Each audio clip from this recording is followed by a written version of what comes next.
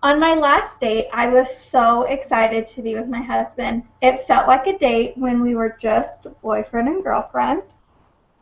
I had butterflies in the pit of my stomach and I laughed so hard that I cried.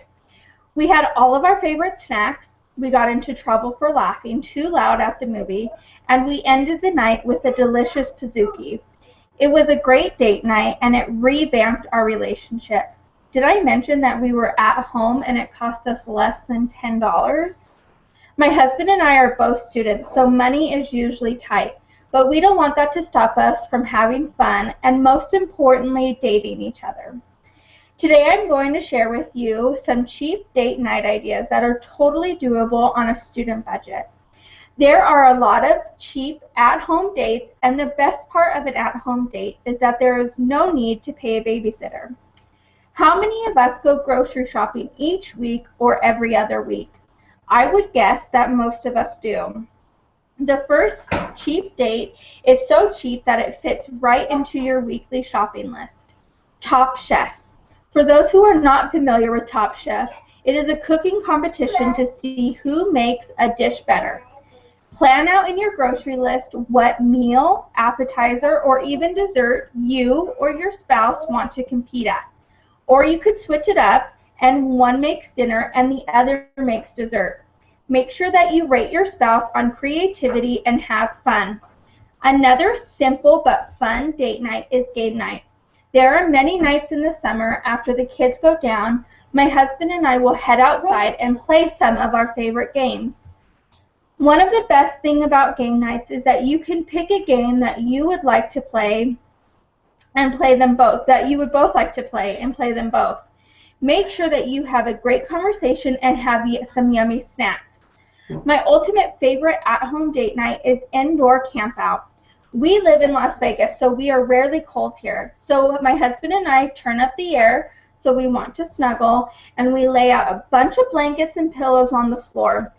We'll tell scary stories to each other, and of course we make indoor s'mores. Now, there are times where I know that I need to get out of the house, but getting out of the house for a date night only means two things.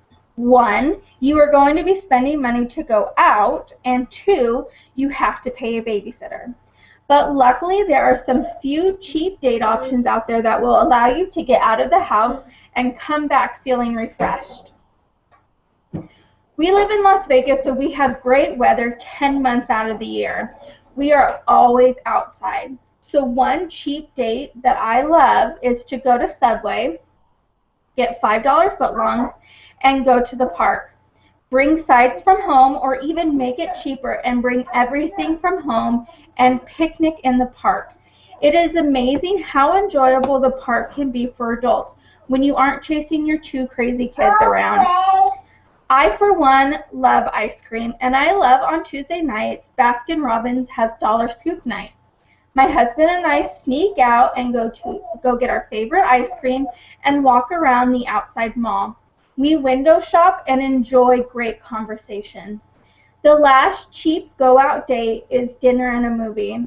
Although this seems really expensive, it doesn't have to be. Most date nights, when my husband and I choose to do dinner and a movie, we go to dinner, come home when the kids are asleep, and enjoy a movie at home.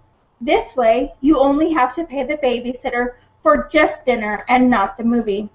Have the movie picked out before so you don't get distracted by trying to pick one, and then it just doesn't happen. Have it planned as if you were going to the theater. All of these dates are fun, and there are so many other cheap date ideas out there. But besides from being fun, there are great benefits to dating your spouse. One thing I would like to mention that in all the dates that I suggested, force you and your spouse to talk. There are many distractions in daily life that if you don't stop and have small or large conversation, significant others will start to feel lost. In the talk, What Happily Married Couples Do, Elder Douglas Brindley suggests 10 things that couples should do.